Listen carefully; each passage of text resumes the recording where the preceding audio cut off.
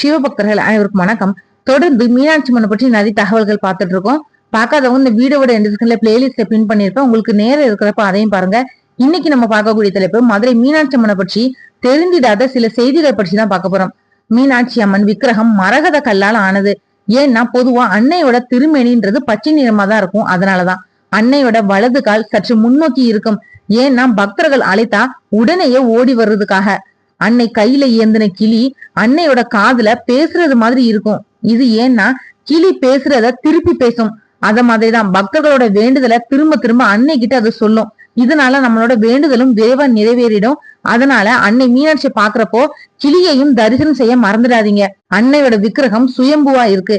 சில ஆலயத்துல லிங்கம் சுயம்புவா இருக்கும். ஆனா மதுரை மீனாட்சியில உக்கிரபாண்டியனுக்கு முடிசூட்டியதுக்கு அப்புறமா சொக்கநாதர் பெருமான் கிட்டக்க விக்கிரகமா நின்னுட்டா. அதனால அவள் சுயம்பு அன்னையா இருக்கிறா.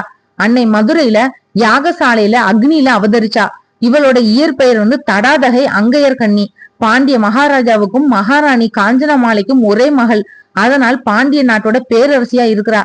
இங்க கர்ப்ப கிரகத்துல அன்னையோட விக்கிரகம் உயிரோடு இருக்கிறது மாதிரி ஒரு பெண்ணை பாக்குறது மாதிரி இருக்கும். அன்னையே சிலையா இருக்கிறதுனால ரொம்ப அழகா இருக்கும். இவளை பார்த்துட்டே இருக்கணும் போலயே தோன்றும். அன்னையோட சிலை ரொம்ப நல்லினமா இருக்கும்.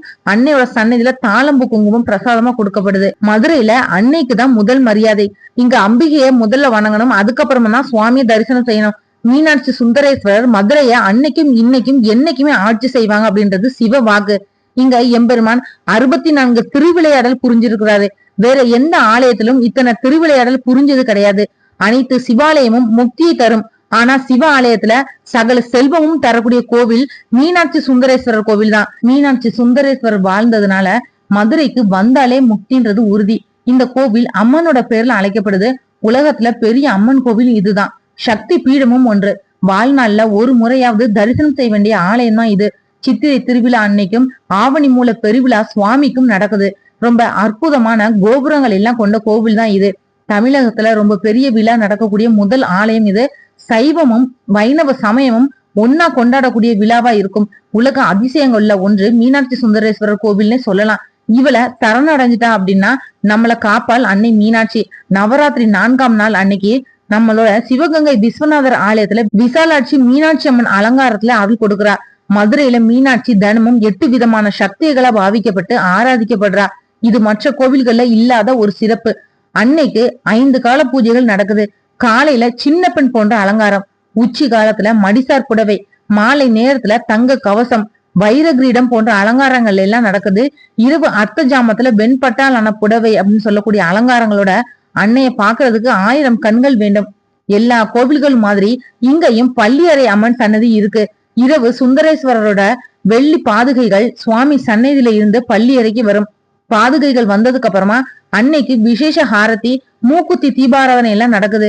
அதுக்கப்புறமா அம்பிகையோட சன்னதி மூடப்பட்டு பள்ளி அறையில பூஜை, பால், பழங்கள், பாடல்கள், வாத்திய இசை அப்படின்னு சகல உபசாரங்களோட இரவு கோவிலோட நடையும் சாத்தப்படுது.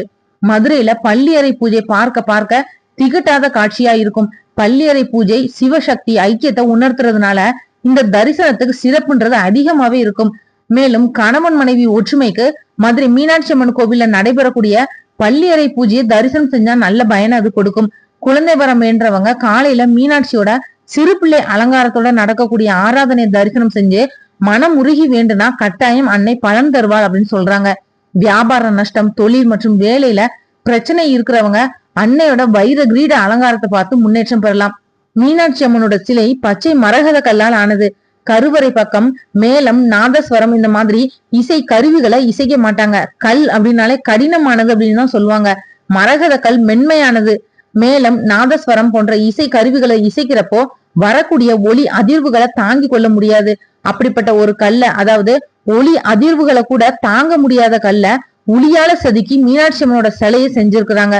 இந்த வீடியோ உங்களுக்கு பிடிச்சிருந்தா மத்தவங்களுக்கு ஷேர் பண்ணிவிடுங்க. நாளைக்கு மற்றும் ஒரு நல்ல தலைப்புல நான் நாளைக்கு உங்களை சந்திக்கிறேன். நன்றி. ஆன்மீக தேடல்ல நீங்களும் தேடலாம் உங்களோட இஷ்ட தெய்வத்தை பற்றி. முதல் தடவை நம்ம சேனலை பார்க்குறவங்களா இருந்தீங்கன்னா சப்ஸ்கிரைப் பண்ணி பெல் ஐக்கான் ஆன்னு கிளிக் பண்ணிடுங்க. அப்பதான் நான் போடுற பதிவு உடனடியாக நோட்டிஃபிகேஷனாக உங்ககிட்ட வரும்.